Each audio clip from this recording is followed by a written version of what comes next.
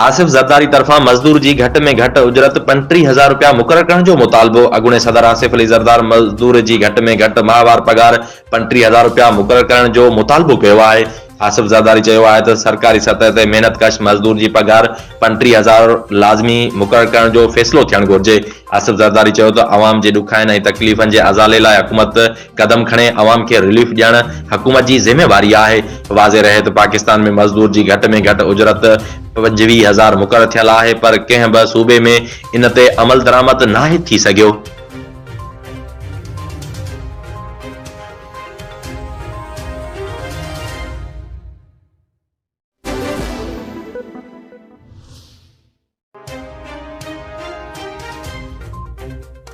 नाणे वारी वज़ारत जनवरी में महंगाई जी शरह 26% ताईं रहण जो इम्कान ॾेखारियो आहे। नाणे वारी वज़ारत मूजिबि नाणे मटा सटा जा ज़ख़ीरा घटिजी विया आहिनि। ज़ख़ीरनि खे बचाइण लाइ दरआमदन खे रोकियो पियो वञे। 6 महीननि में बरामदन में 6.8 ऐं दरआमदन में 18.2% घटिताई थी। नाणे वारी वज़ारत जो चवणु आहे त जुलाई खां दिसंबर ताईं नाणे जी पहुच में 11.1% घटिताई थी। 27 जनवरी ते नाणे मटा सटा जा ज़ख़ीरा 5.6 अरब डॉलर हुआ। हलंदड़ साल मुआशी ओसर जी शरह सुस्त रहण जो इम्कान आहे। नाणे वारी वज़ारत मूजिबि जुलाई खां दिसंबर ताईं महंगाई जी शरह 25% रिकॉर्ड कई वई।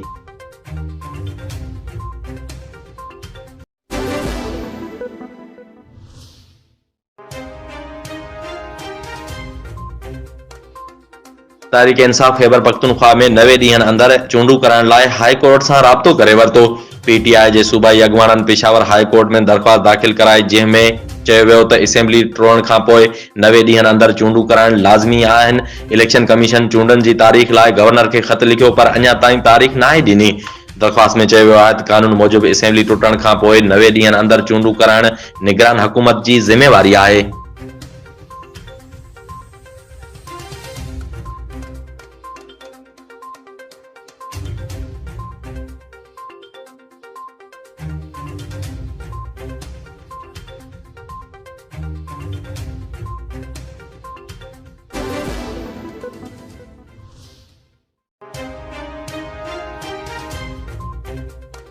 बचाव वारे वज़ीर ख़वाजा आसिफ चयो आहे त दहशतगर्दी ख़िलाफ़ ज़रब अज़ब जहिड़े ऑपरेशन लाइ इत्तफ़ाक़ राय पैदा करण जी ज़रूरत आहे। क़ौमी असेंबली में तक़रीर कंदे ख़वाजा आसिफ चयो त पेशावर पुलिस लाइन मस्जिद ते आपघाती धमाके में 100 ॼणनि जी शहादत आर्मी पब्लिक स्कूल सानिया खां घटि न आहे। हिन वक़्तु क़ौम खे इख़्तिलाफ़नि बावजूदि इत्तफ़ाक़ राय जी ज़रूरत आहे। पेशावर सानिया खां पोइ ज़रब अज़ब जहिड़े ऑपरेशन जी ज़रूरत आहे, पर उन जो फ़ैसिलो क़ौमी सलामती कमेटी कंदी।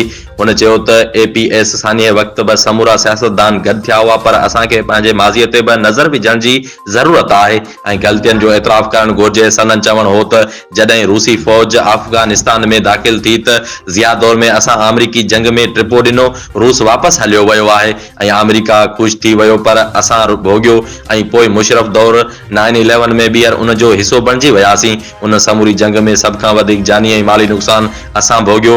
पोइ उन्हनि दहशतगर्दनि खे वापसि आणण जूं ॻाल्हियूं थियूं। हाणे असां कीअं शहीदनि जे वारसनि खे ॿुधायूं त उन्हनि सां छा थियो। ख़वाजा आसिफ इंकशाफ कयो त 4.5 लाख अफ़गानी कानूनी दस्तावेज़ ते पाकिस्तान आया ऐं हाणे वापसि न वेंदा। ख़बर न आहे त उन्हनि में केरु मासूम ऐं केरु दहशतगर्द आहिनि।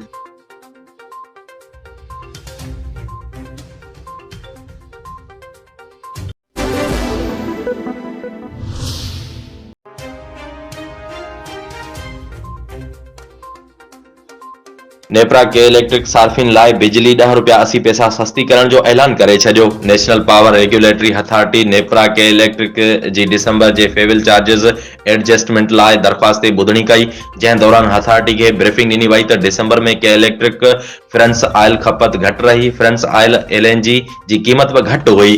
के इलेक्ट्रिक जी दरख़्वास्त मूजिबि बिजली सस्ती थियण सां कराची जे सार्फिन खे 12 अरब रुपयनि खां वधीक रिलीफ मिलंदो। CFO के इलेक्ट्रिक चयो त इदारो सोलर ऐं विंड ते बिजली मनसूबा लॻाइण ते कमु करे रहियो आहे। ॿुधणी खां पोइ नेपरा चेयरमैन तौसीफ़ अहमद H फारूकी के इलेक्ट्रिक सार्फिन लाइ फी यूनिट बिजली 10 रुपया 80 पैसा सस्ती करण जो ऐलान कयो ऐं चयो त उन सां गॾु के इलेक्ट्रिक सार्फिन खे अटकल 11 अरब रुपयनि जो रिलीफ मिलंदो। नेपरा मूजिबि के इलेक्ट्रिक सार्फिन खे दिसंबर एडजस्टमेंट तहत रिलीफ ॾिनो वियो आहे।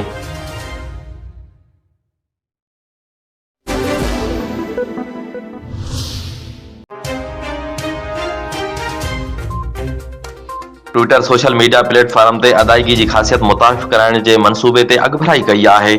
फाइनेंशियल टाइम्स जी हिकु रिपोर्ट में कंपनी ज़रिए जे हवाले सां ॿुधायो वियो आहे त Twitter CEO Elon Musk Twitter जी आमदनी खे वधाइण लाइ नए मनसूबनि ते कमु करे रहियो आहे। रिपोर्ट मूजिबि ट्विटर अमेरिका में रेगुलेटरी लाइसेंस हासिल करण ते कमु करे रहियो आहे त जीअं पेड सर्विसेज खे ऐप जो हिसो बणायो वञे। ट्विटर पहिरीं नवंबर 2022 में अदायगी जी ख़िदमतनि लाइ अमरीकी ख़ज़ाने वारे खाते सां रजिस्टर्ड कयो वियो हो ऐं हाणे लाइसेंस हासिल करण लाइ कमु करे रहियो आहे। कंपनी खे उमेद आहे त लाइसेंस जे अमल खे 1 साल अंदरि मुकमल कयो वेंदो। रिपोर्ट में चयो वियो आहे त एलोन मस्क नवंबर 2022 में अदायगी वारे निज़ाम खे ट्विटर जो हिसो बणाइण जी ॻाल्हि कई हुई। उन मौक़े ते हुन चयो त ट्विटर जी अदायगी वारे निज़ाम खे बैंक अकाउंट्स ऐं डेबिट कार्ड सां ॻंढियो वेंदो। एलोन मस्क चयो आहे त ट्विटर वैल्यू सब्सक्रिप्शन प्लान सां सार्फ प्लेटफॉर्म खे अदायगी लाइ इस्तेमालु करण ऐं हिक ॿिए खे पैसा मोकिलण जे क़ाबिल हूंदा। हुन वधीक चयो त सार्फ पंहिंजा बैंक अकाउंट ट्विटर सां ॻंढे सघंदा ऐं ईंदड़ मरहले में डेबिट कार्ड ऐं चेक शामिल कंदी ऐं खेनि वधीक फीचर फराहम कंदासीं। एलोन मस्क पिणु मशहूर सर्विस पेपाल जो गॾियल बानी रहियो आहे ऐं अहिड़ी अदायगी जे निज़ाम बाबति घणो कुझु ॼाणे थो। के अरसे खां ट्विटर खे हिकु सुपर ऐप में तब्दील करण जी ॻाल्हि करे रहियो आहे जिते सार्फ हिक ई जॻह ते ई कॉमर्स फाइनेंस ऐं ॿियूं ख़िदमतूं हासिल करे सघंदा।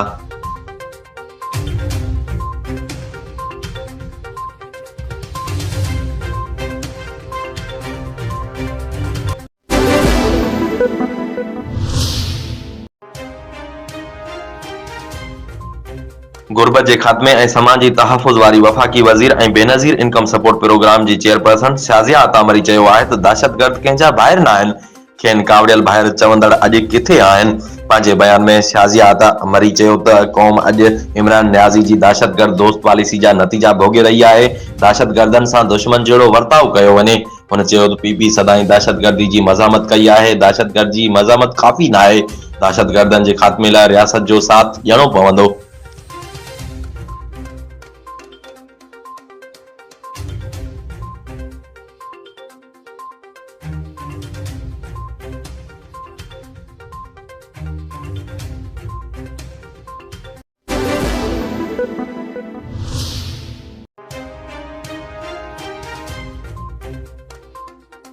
बॉलीवुड जी डिंपल कोइन दीपिका पादुकोण फिल्म पठान जी कामयाबी ते प्रेस कॉन्फ्रेंस दौरान जज़्बाती थी वई। परॾेही ख़बरूं इदारे मूजिबि रिपोर्ट्स मूजिबि फिल्म पठान रिलीज़ जी पहिरीं हफ़्ते 500 करोड़ रुपयनि जो बिज़नेस करे कामयाबी जा नवां रिकॉर्ड जोड़े वरिता आहिनि। उन सिलसिले में फिल्म जे मुख्य कास्ट शाहरुख खान, जान इब्राहिम ऐं अदाकारा दीपिका पादुकोण समेत director Siddharth Anand press conference कई। मीडिया सां ॻाल्हाईंदे दीपिका पादुकोण जज़्बाती थींदे शाहरुख खान खे पंहिंजी कामयाबी जो कारण करार ॾींदे चयो त जेकॾहिं शाहरुख खान न हुजे हा त अॼु मां हिते न हुजां हा या विञाइजी वञा हा। दीपिका पंहिंजी ॻाल्हि जारी रखंदे चयो त सच ॿुधायां त सोचियो न हुयो त असां रिकॉर्ड तोड़े छॾींदासीं। असां रुॻो हिकु सुठी फिल्म ठाही आहे ऐं उहा ई ॻाल्हि शाहरुख खान मूंखे पंहिंजे पहिरीं फिल्म में सेखारी हुई। अदाकारा चयो त शाहरुख खान मूंखे चयो हो त अव्हांखे उन्हनि माण्हुनि सां गॾु कमु करणु खपे जेकी अव्हांखे ख़ुशि कनि। हिते कमु करण लाइ ॾाढो ख़ूबसूरत माहौल आहे। उन करे फिल्म ॾिसण वारा उन ते पंहिंजी राय जो इज़हार करे रहिया आहिनि। दीपिका वधीक चयो त भले उहा फिल्म ओम शानी ओम हुजे या चुनाई एक्सप्रेस, उन खे जेकॾहिं को ख़ासि बणाए थो त उहो असांजो तालुक़ ऐं एतमाद आहे। शाहरुख मूंखे एतमाद ॾिनो। मां जेको कुझु बि करियां थी मूंखे ख़बर हूंदी आहे त उहो मूंसां गॾु आहे।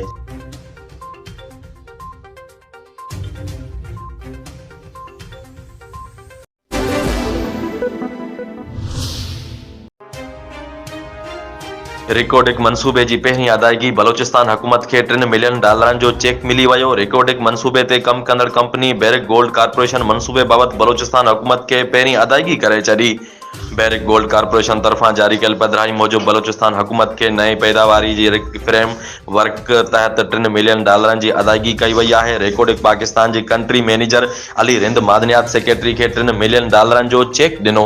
यादि रहे त गुज़िरियल महीने ई वफ़ाक़ी काबीना रिकॉर्डिक मनसूबे जे हतमी डील ते सही करण जी बाज़ाब्ता तौरु मंज़ूरी ॾिनी हुई। बैरिक गोल्ड कॉर्पोरेशन जे सरबराह जो चवणु हो त रिकॉर्डिक सां पहिरीं कमर्शियल पैदावार 2028 में शुरू थींदी ऐं रिकॉर्डिक जे ज़ख़ीरनि जो मुदो 40 साल हूंदो।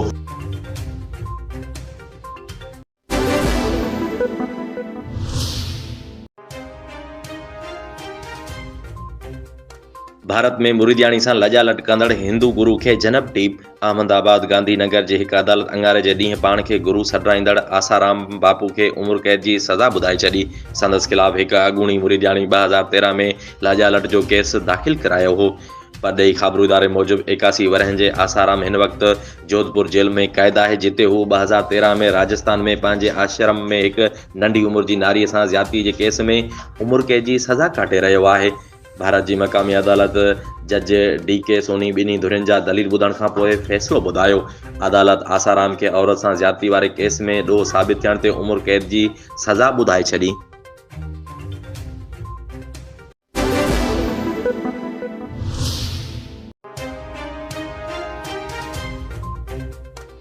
चीन में वॾे पैमाने ते तबाही मचाईंदड़ कोरोना जे नए वेरिएंट BF7 जे कराची में मौजूदगी जी तस्दीक थी वई। सिहत खाते जे ज़रियनि मूजिबि पाकिस्तान में कोरोना वायरस जे BF7 जो पहिरियों केस कराची जे इलाइक़े गुलशन इक़बाल में साम्हूं आयो आहे। ज़रियनि जो चवणु आहे त वायरस जी सिक्वेंसिंग खां पोइ तस्दीक थी आहे। उहो पाकिस्तान पहुचंदड़ पहिरियों केस आहे। सिहत जे माहिरनि मूजिबि नओं वेरिएंट हिक खां ॿिए इंसान में तेज़ी सां पखिड़िजंदो आहे। उन में चीन में वॾे पैमाने ते माण्हुनि खे पंहिंजो निशानो बणायो आहे।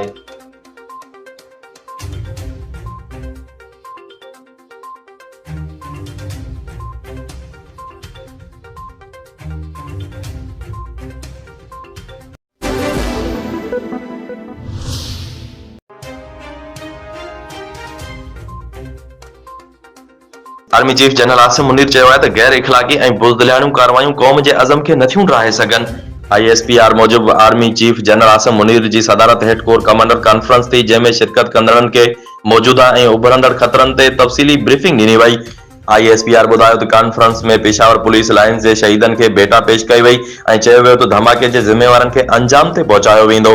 कोर कमांडर कॉन्फ्रेंस सां खिताब कंदे आर्मी चीफ चयो त गैर इख़लाक़ी ऐं बुज़दिलियाणियूं कार्रवायूं क़ौम जे अज़म खे नथियूं ड्राहे सघनि। बुज़दिलियाणियूं कार्रवायूं दहशतगर्दी ख़िलाफ़ जंग में कामयाबी जे अज़म खे मज़बूत कंदियूं आहिनि।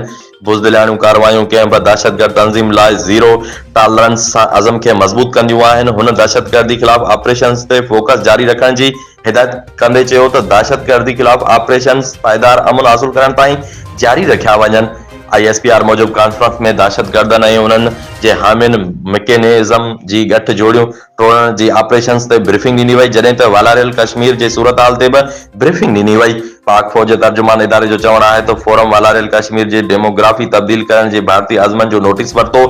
फोरम वालारियल कश्मीर में इंसानी हक़नि जे भञकड़ियुनि जो बि नोटिस वरितो ऐं कश्मीरियुनि जी आज़ादी जी जदोजहद जी हिमायत जारी रखण जो अज़म वरजायो।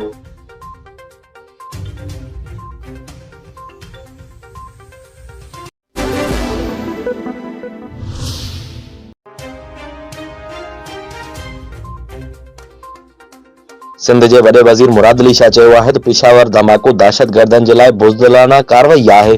पाकिस्तानी क़ौम दहशतगर्दनि ख़िलाफ़ मुतहद आहे ऐं खेनि शिकस्त ॾिनी वेंदी। कराची में तक़रीब खे ख़िताब दौरान वॾे वज़ीर चयो त दहशतगर्दनि खे शिकस्त ॾियणु मुल्की इस्तेहकाम लाइ ज़रूरी आहे। पीपल्स पार्टी हमेशह दहशतगर्दी जे निशाने ते रही आहे। हुन चयो त दहशतगर्दी जे ख़ात्मे लाइ नेक्टा समेत समूरियुनि जुड़ियल कमेटीज़ खे फ़ाल थियणो पवंदो। वॾे वज़ीर चयो त सिंध में दहशतगर्दी रोकण लाइ एपेक्स कमेटी अहम किरदारु अदा कयो। अवामी सहकार सां सिंध में दहशतगर्दी समेत इंतहा पसंदी खे रद्द कयो। मुराद अली शाह चयो पेशावर सां गुज़िरियल हुकूमत जी नाक़स पॉलिसी जो नतीजो आहे। चाहियूं था त कराची जो मेयर पीपल्स पार्टी जो थिए, पर जेको बि मेयर आयो उन जो भरपूर सहकार कंदासीं।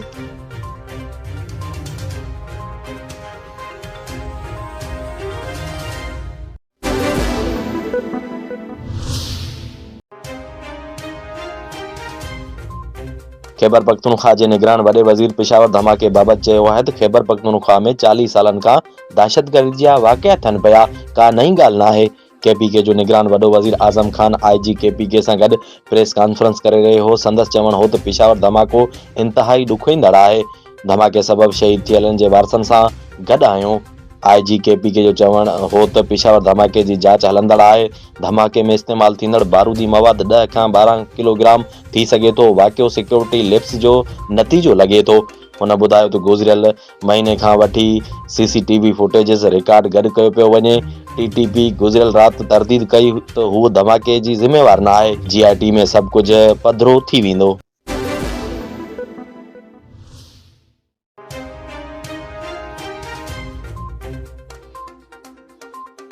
सोबोदिरो वासिन हुकूमत पारां पेट्रोल अघनि जी वाध खे अवाम दुश्मन फ़ैसिलो करार ॾेई छॾियो।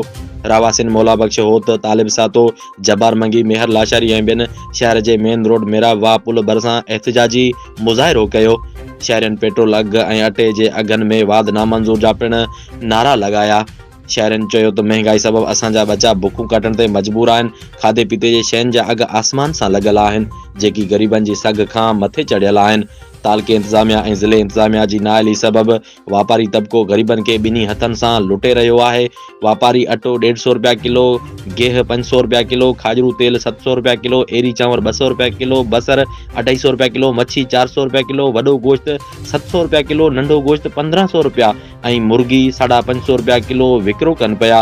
रहवासियुनि घुर कई त पेट्रोल अघनि में वाध वापसि वठी खाधे पीते जूं शयूं सस्तियूं मुहैया करे ग़रीब तबिके खे जीअण जो हक़ ॾिनो वञे।